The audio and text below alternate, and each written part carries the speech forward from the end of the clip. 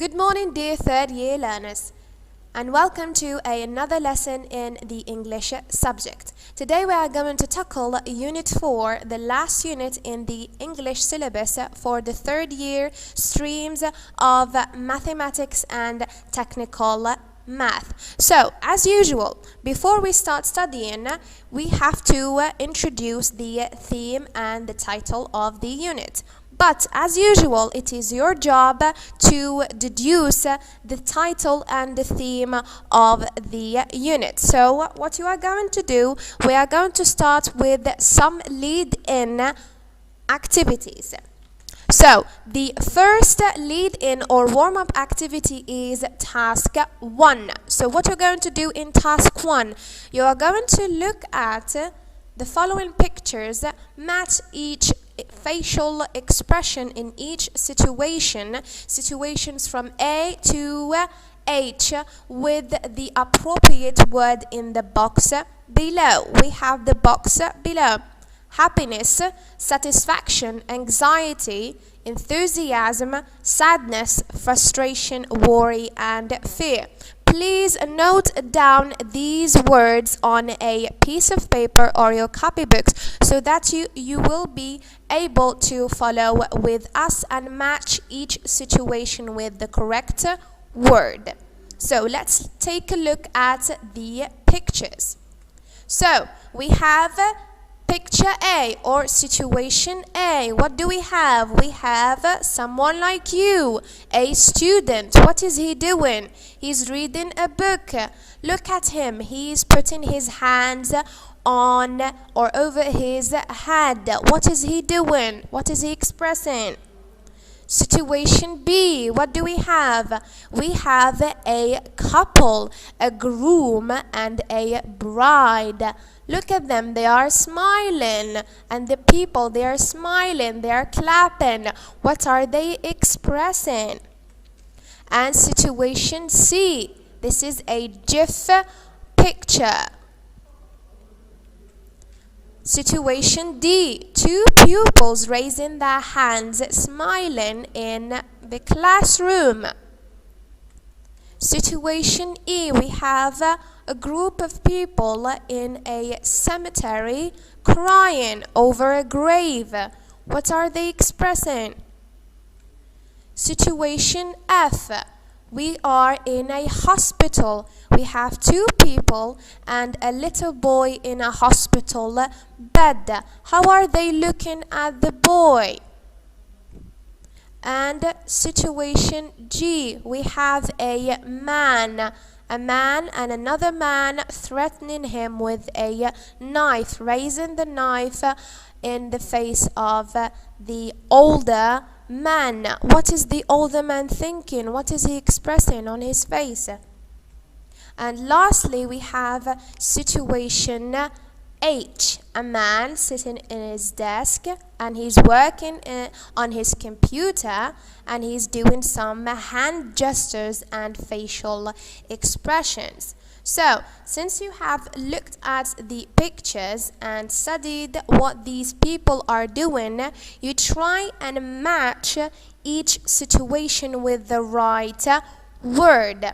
So, feel free to pause the video and do your task. So, have you finished? Good. Let's take a look at the solution. Key.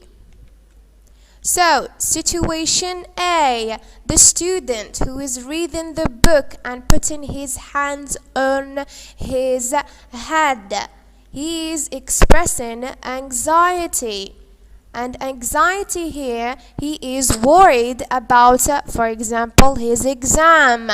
He is not satisfied about his revision. He is worried. He is very worried. And we call it anxiety. Situation B, the couple who just married, they are smiling and the people are laughing. They are expressing happiness. Situation C, the woman is asking someone what is his, her, or her problem. She wants to know what's the problem. and since she does not want it, she does not know it, she is frustrated. She is expressing frustration. Situation D. The two pupils who are raising their hands happily in the classroom, they are expressing enthusiasm. They are very happy to be in the classroom. They are very much ready to participate in their classroom activities. Situation E. The group of people who are in the cemetery and visiting a grave, they are crying. Usually when we go to the cemetery and visit someone that we know who has passed away, we are sad. So here we are expressing sadness. Situation F. The man and the woman are actually the parents of the boy who is resting in the hospital bed. He is a sick boy and his parents are very worried about his health. That's why you are seeing their faces drawn down and they are very much worried about their little boy. Situation G. We have an older man who is looking at a man who is threatening him with a knife. When someone pulls out a knife in your face, what would you feel? Would you feel happy? No, you would be afraid, fear, because you don't know what would happen to you.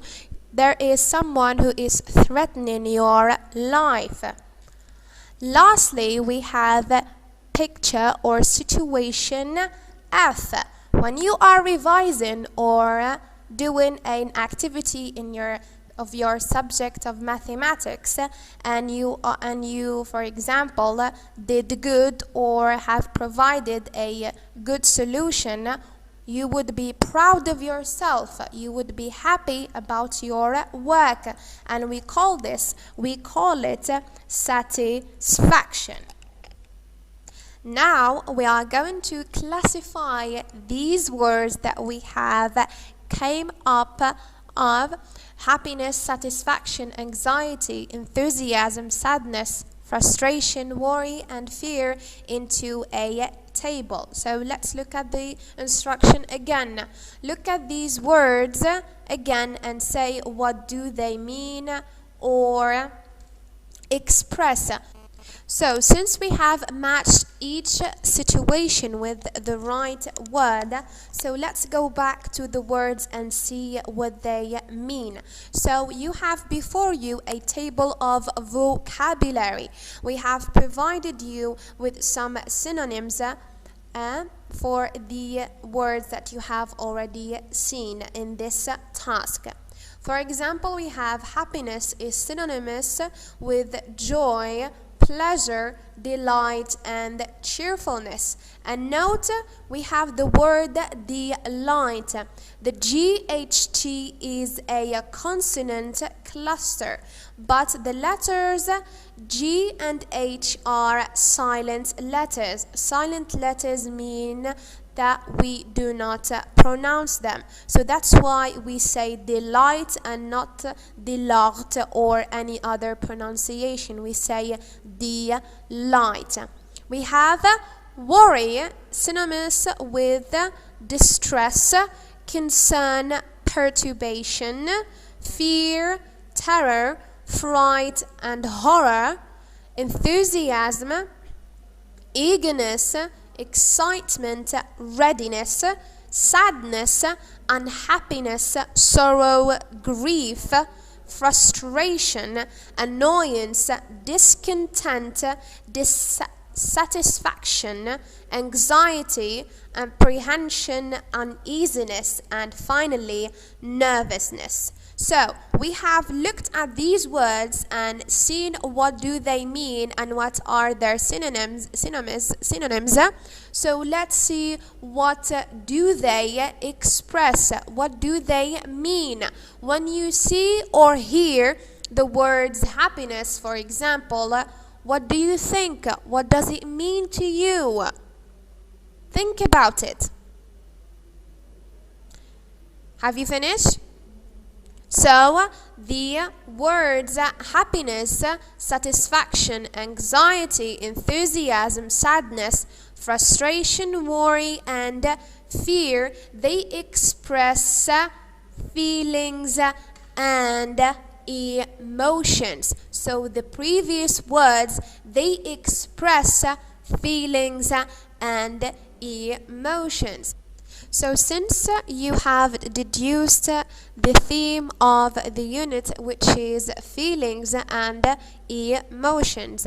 So feelings and emotions, even though they seem as synonyms or related words, but they are actually very distinct. So what is the difference between feelings and emotions? Think about it for a moment. Done? So let's see what is the difference between feelings and emotions. Everyone might use the words feelings and emotions interchangeably. However, they are quite distinct from each other, but interrelated.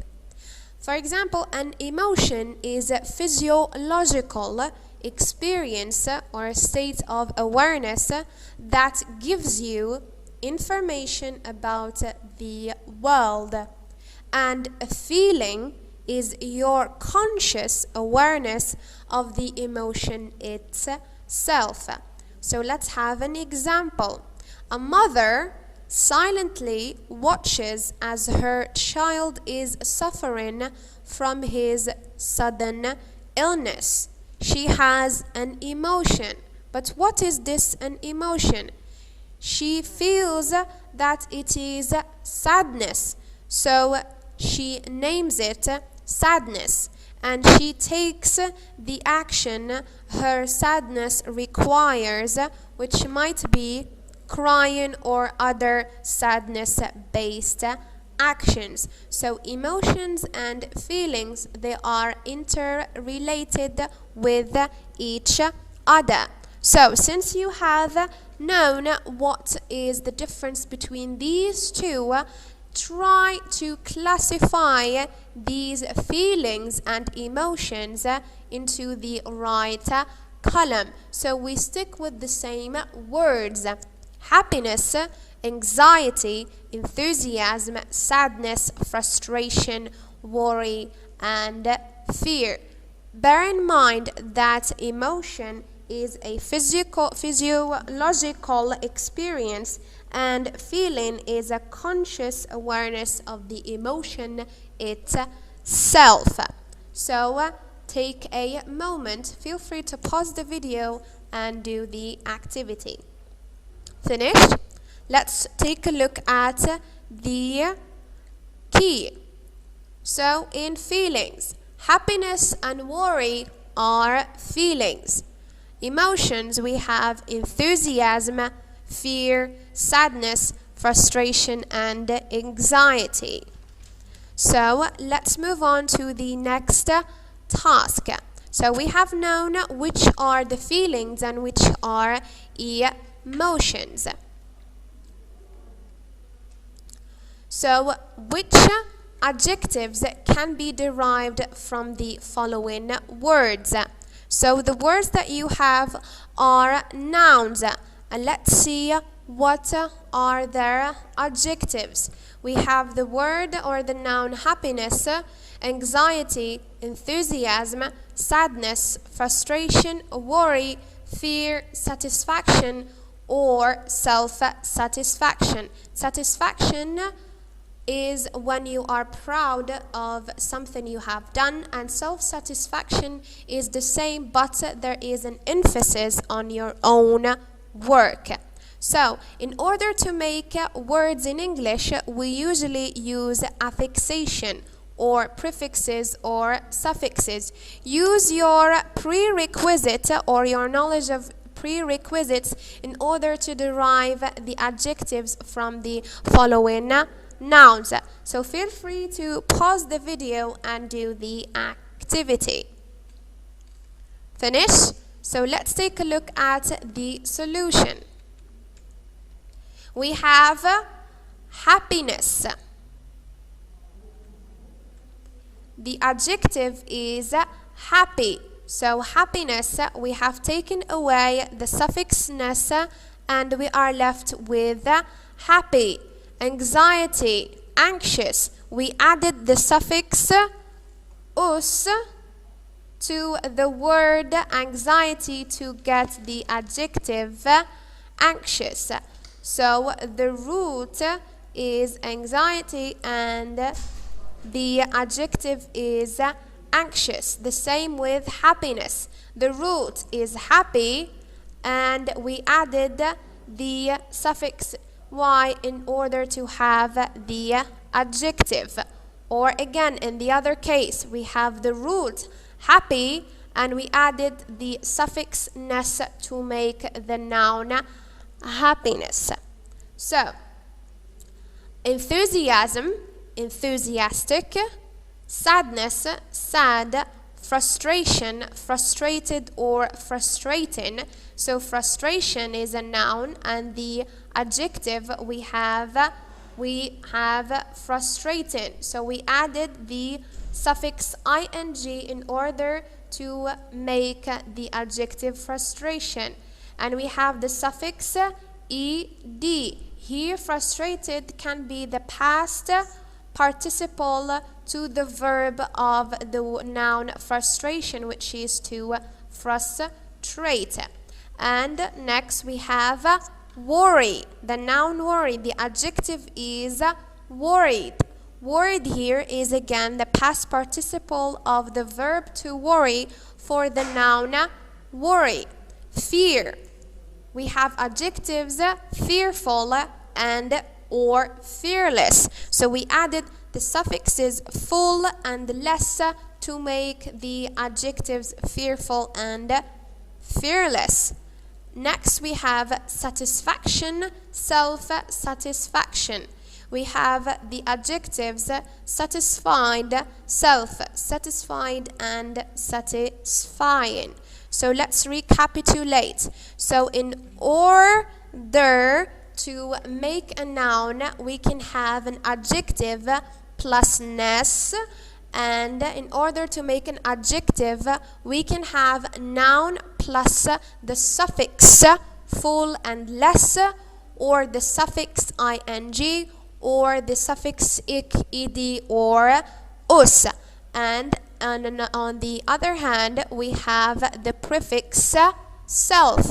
Self here is a prefix. We add self to noun in order to make another noun, or self to an adjective to make another adjective. So let's move on to another step. So since you have deduced the theme of the topic, so we are obliged to have another lesson. So let's take a look at the learning objectives for our lesson for today, for the next lesson. So we have introducing the theme and related topical vocabulary, comparing and distinguishing between feelings and emotions. We have already done that. Forming adjectives from nouns using prefixes, suffixes, well, self, full, and ing. Other suffixes, ness and en. Reviewing and consolidating the following grammatical items, expressing advice, pronouncing initial H and the cluster ngth. So before we start a lesson, we must have a lead-in or a warm-up, or what do we call a pre-stage. So before we start, our lesson for today is read and consider, or sequence read and consider. So from the title, read and consider, it means we are going to read a text. So let's find out. So stage 1, pre-reading. We have to pave the way for our reading. So we must have a pre-reading task. So the pre-reading task is a couple of questions. You need to solve them. So as you know, you are third-year learners and you are about to sit and do your baccalaureate exams, and the baccalaureate exam is an important exam in your educational career. So this step or stage in your lives is very important, and maybe it would make you feel certain things that are maybe negative and maybe positive. So today we are going to introduce our lesson in order to see what do you feel about this topic.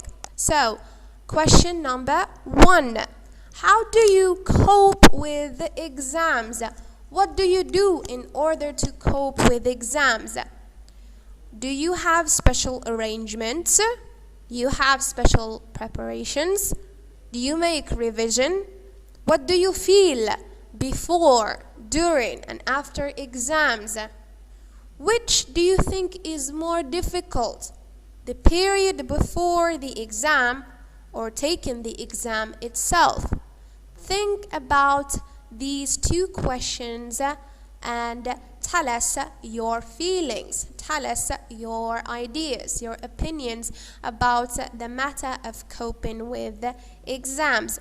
Feel free to pause the video, draw down your ideas. Maybe you can try to jot down ideas and work with your partner. You can make this as a group work or a couple students working together, a pair work, so that you can see what you think about the same subject. Maybe you will try and help each other. So let's take a look at some suggested answers. One student said, I cope with exams by setting up a schedule about the amount of time devoted for the revision of each subject, and some entertainment activities such as sports, listening to music. So they divide time for their studies and they divide time for entertainment so that they do not feel bored or stressed. Second, I think the period before taking the exam itself is more difficult because I am worried and anxious as I have not finished all the revisions. Lots of subjects and what to focus on. So this person is afraid and worried about the period before taking the exam itself. Maybe they did not have enough time to revise. They have lots of subjects like streams of mathematics and technical maths. So let's take a look at the second stage. So we have established that maybe our topic for today is about coping with the exams. So let's find out. Stage 2, reading. Task 1. Look at the pictures, read the captions to answer the following comprehension questions. So a good technique in exams is to read answers before you read the text. So let's try this technique. We read the answers, then we move on to our text. So let's read the first question. What are the characters in the pictures doing? What problem has each one got? Which situation do you most identify with? So, what are the characters in the pictures doing? What do you notice them doing? What problem has each one got? Which situation do you most identify with? Which situation do you think is like yourself? So, let's take a look at the pictures. So, we have how many pictures? 1, 2, 3, 4, 5, 6, 7 pictures with captions. 7 pictures with captions. And these pictures are about persons. Look at them. Where are they? Who are they? They are students and they are in a classroom. Maybe they are sitting on desks and they are writing something. They are, yes, where? They are in an exam. They are doing their exams. So let's see what they are thinking. Let's start with Adam. What is he saying? Help, My mind has gone blank. I revised it all, but now I can't remember anything. I am going to fail. What does Miriam say? This test is rather easy. I won't even bother to check my answers. Let's see what Dunya thinks. Oh, I wish I had started my revision before last week. I was up so late last night and then I could not sleep because I was so worried about this. What does Samir say as well? Oh no, time is almost finished and I haven't even read this last section of the test. Jana, oh no, I didn't revise the passive. Why did I spend all that time on things I already knew? Amir, I'm not sure whether I have answered questions 2 and 5 correctly, and I don't have time to check them. What shall I do? Malek, I have spent 10 minutes on this question, and I still don't know the answer. I'll never finish all the others. So let's take a look at the key. Task 1, the first question or the answer for the first question is the characters in the pictures are taking their exams. So the people, the students we seen in the picture, the pictures, they are taking their exams. So, and most of them have a problem with coping with exams. They are telling us about their problems. So you have seen each and every one's problem. So which situation or which problem do you identify the most with? The most situation that I identify with is Samir's situation. I always waste time answering one question and forget about the others. So pay attention, don't do that in your exams. Try and divide your time equally for each answer. Don't take your whole time answering one question and forgetting about the others.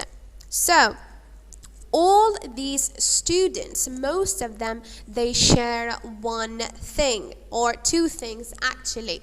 They are taking their exams and they have a problem. They have a problem while taking their exams. So as you know, problems have solutions. But these solutions are not the solutions that you know. They are not mathematical solutions. What do?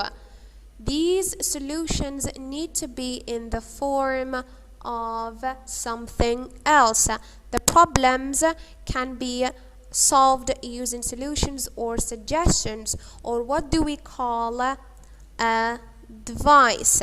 So these students, they are not in need of mathematical solutions. They are in need of pieces of advice in order to make them satisfied and happy and to relieve them of their stress. So the focus point of our lesson today is given a device. So I repeat, our focus for this lesson is given a device.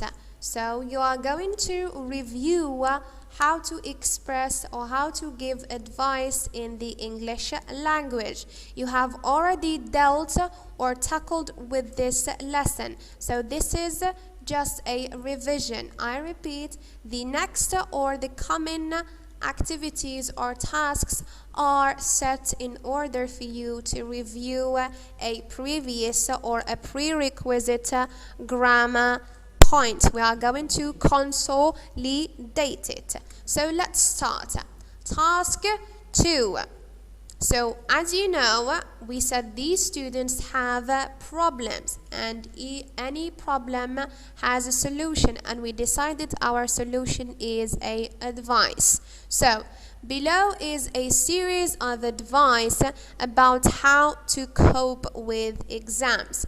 Go through the list and match the appropriate advice with the corresponding character or situation in task 1 stage 2. Write your choice as indicated in the table. So let's take a look at the pieces of advice. We have advices from A to B to C, D, E, F, and G. So you need to go back to the situations. Feel free to pause the video, go back to the situation and try to match each advice with the situation. An advice is only appropriate for one person, so you have to categorize them in this table. Advice we have from A to G, and the character's name. You have to only write the character's name. So A, use your revision plan to find out which things you still have problems with and which things you know well. Spend most of your time on things that you are not sure of. Keep calm in the exam. If you've done your revision, there's no need to panic. C, always leave enough time to check all your answers. D, plan your time in the exam. Look through the whole paper first and work out how much time you need to spend on each section. Don't waste on one question. If you can't do something, leave it and come back to it later. F, don't revise heavily at the last minute. Get a good night's sleep the night before the exam so that your mind is fresh. Use all the time that you have available in the exam. If you finish early, go back and check everything, even the questions you find very easy. So go back to the situations, read them carefully, reread them, and try to match each advice with the appropriate character. So feel free to pause the video and do your activity. Finished? Let's take a look at the solutions.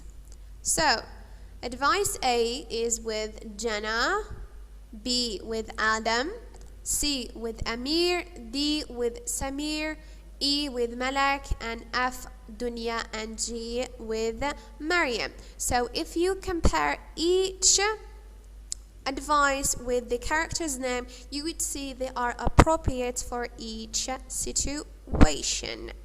So let's move on. To another point. So we have, again I repeat, we have related advices with the right character, name. So we are going to review how to express an advice in the English language. So before we start, we have to practice the language points on the sentence level, then the paragraph level. So first question. Go through the list of advice again and rephrase the sentences using had better, ought to, or needn't wherever possible. So we express advice using had better, ought to, and need not. So normally you have already dealt with these words, these expressions, you have already seen them. So let's test your memory. Let's test your memory or your previous memory about these prerequisites. So I repeat, you go through the list of advice again and you rephrase the sentences using had better, ought to, and need not. So the first one has been done for you. You have had better. Use your revision plan. You ought to use your revision plan. So you had better. We have subject you, had better.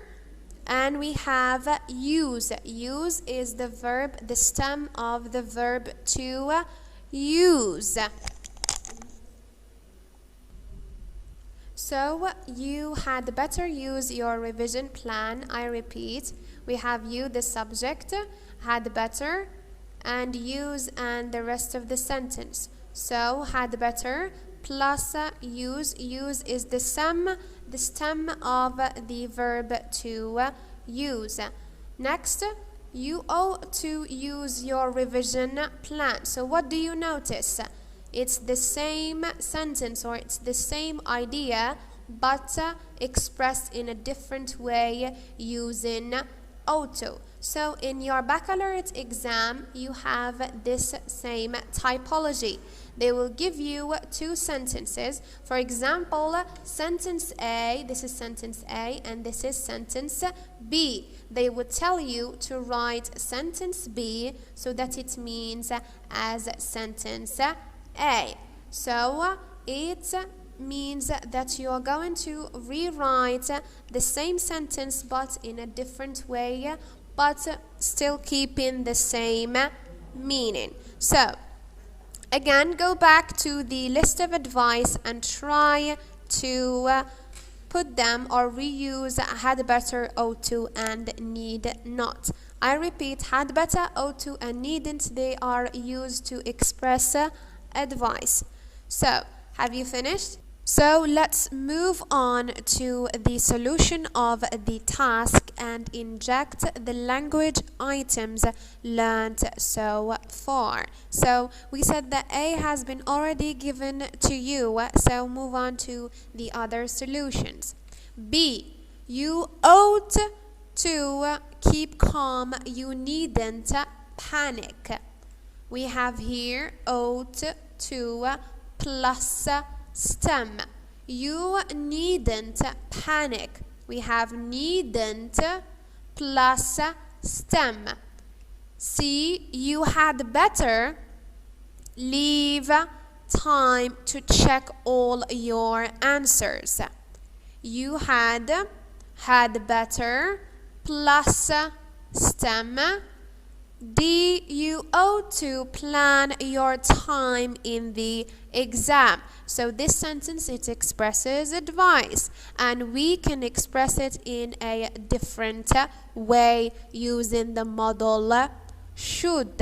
So we say, you should plan your time in the exam. We have should plus stem. E, you ought to leave the question if you can't do something and come back to it later. F, you had better get a good night's sleep before the exam. After finishing early, you had better go back and check every question, even the ones you find easy. So in order to express advice in English, we use ought to, needn't, had better, and should. But even though they express the same thing, they mean differently. For example, we have ought to and should. They express advice. But had better, it expresses advice, but it expresses an urgent advice, and this urgent advice, if not followed, bad consequences would follow it. And lastly, we have needn't. Needn't here, it expresses the lack of necessity, but we can use it to express advice as well. So let's move on to another practice, to practice the language items more. So task 4, read the following sentences and then circle the correct options to fill in the gaps. So we have 4 sentences and you have to circle the right options. The three options in each sentence, you have to circle or choose the right one. So remember that we want to express advice and not any other function.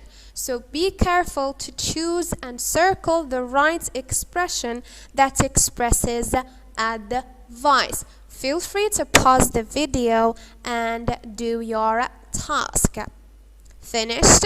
Let's move on to the answer, to the solution of the task. So A, yes, I know that I should have studied last night, but I decided to watch TV instead. So as you can see, we have something different. It's should have studied. It's should plus have plus studied, meaning should plus have plus the past participle of the verb.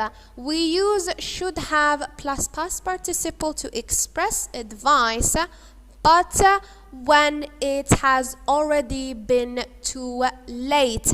For example, you have done something. For example, in this case, this person should have studied last night, but he did not do it. He went and watched TV instead. So here we are expressing an advice even if it is late. So B, you needn't turn off the computer in the lab. It is programmed to switch off automatically. C, you had better revise the last chapter because I am sure it will be included in the exam. So had better, you can write it in two versions or two forms. We have had better here and had apostrophe the better. So last sentence, you ought to read the whole test at least once before writing any answer. So since you have or once experience or having experienced the language in meaningful communication, let's deduce the rules. So we use the following models to give advice. We have should have plus past participle, should plus stem, had better plus stem, ought to plus stem, needn't plus stem. What about their functions? Should is a modal verb that expresses or its obvious meaning is to give advice. Had better is the same, meaning it gives advice, but it's used for more urgent advice with bad consequences if you don't follow it. Ought to, it expresses a weak advice, but even so, it's used to express advice.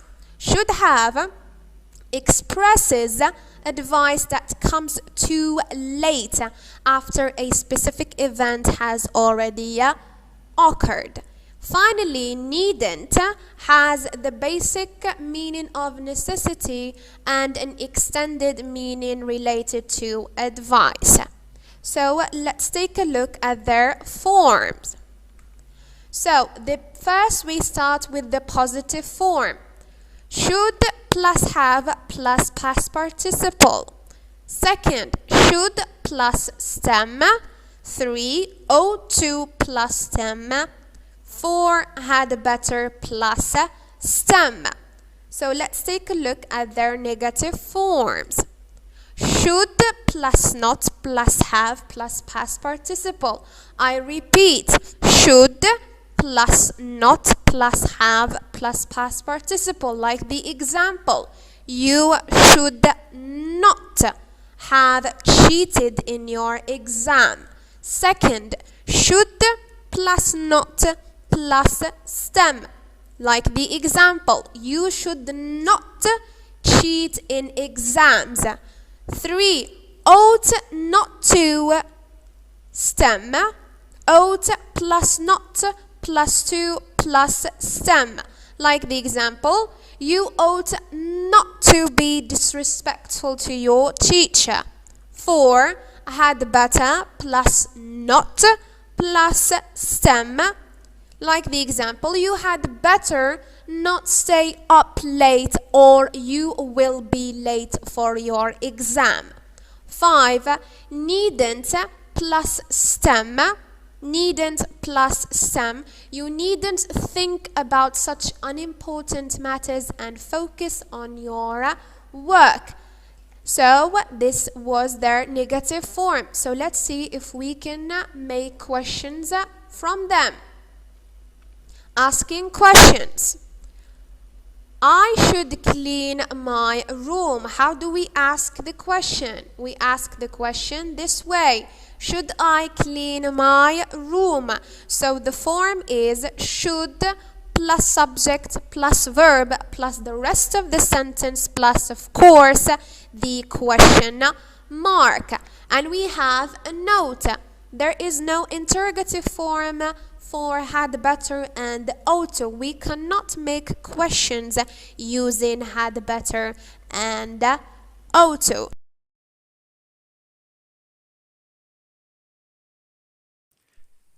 شكرا على المشاهدة. لا تنسوا الاشتراك في القناة، الضغط على الجرس، الإعجاب بالفيديو.